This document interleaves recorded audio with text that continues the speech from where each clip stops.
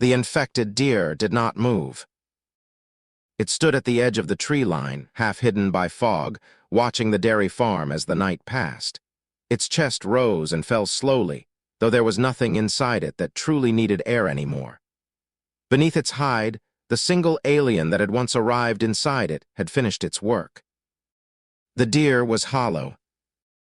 Its muscles, organs, and marrow had been reduced to a pulpy residue that coated the inside of its skin. Floating within that slurry were dozens of smaller blobs, each one pulsing faintly, each one a fragment of the original creature, grown through consumption. They pressed against the stretched hide, shifting like something alive beneath a sheet. The cows in the field moved lazily, unaware. Their heavy bodies were full, warm, alive. The deer took a step forward. Its movements were smooth now, perfectly learned. It walked among the cows as though it had always belonged there, brushing against their flanks, breathing their scent. The herd barely noticed. They had shared fields with deer before. One cow lifted its head just as something wet pushed against the deer's ribs from the inside. The deer stopped. Then its skin split. Not in a burst, but in a slow, tearing peel, as if the hide itself were being unzipped from within. The deer collapsed where it stood, emptying itself onto the grass as dozens of glistening blobs poured out together. The skin fell flat, a ruined, hollow thing. The mass of blobs scattered instantly. They did not swarm one animal. Each moved with purpose, sliding through mud and grass toward different cows. Tendrils lashed out, anchoring them to hooves, bellies, and throats. One by one, the blobs forced their way inside. Cows bellowed in confusion and pain as they collapsed.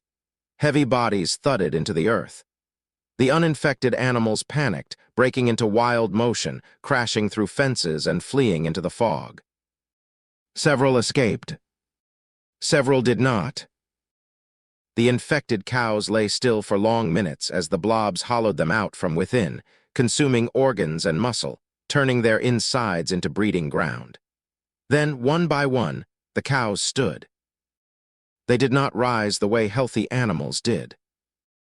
They rose stiffly, awkwardly, their legs locking and unlocking with slight delays, as if something inside them was learning how to pull the strings. Their eyes were dull, their breathing shallow and unnecessary. They spread out across the field, moving slowly, blocking paths, herding the remaining animals without understanding why. The farm had gone quiet.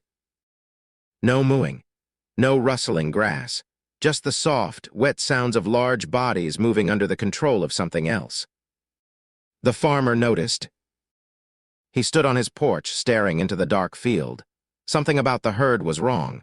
They were too still, too evenly spaced, and where was that deer he'd seen earlier watching them from the trees?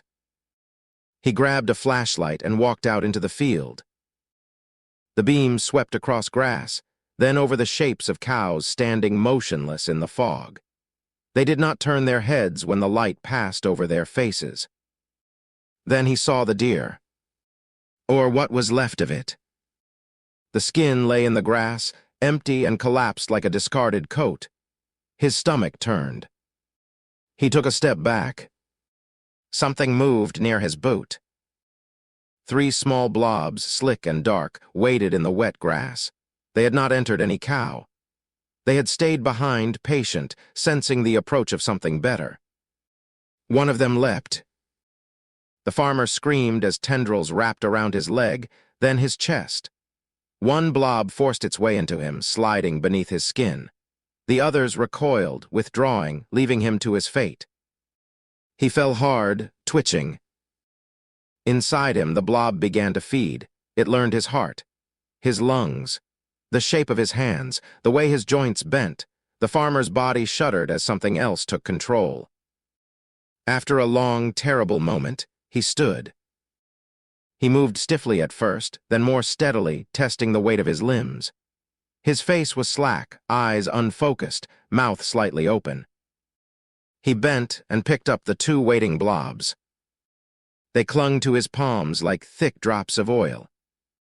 The farmer turned and walked toward the farmhouse. Behind him, the infected cows shifted slowly in the fog, guarding the field while the empty deer skin lay forgotten in the grass. And inside the house, a family waited,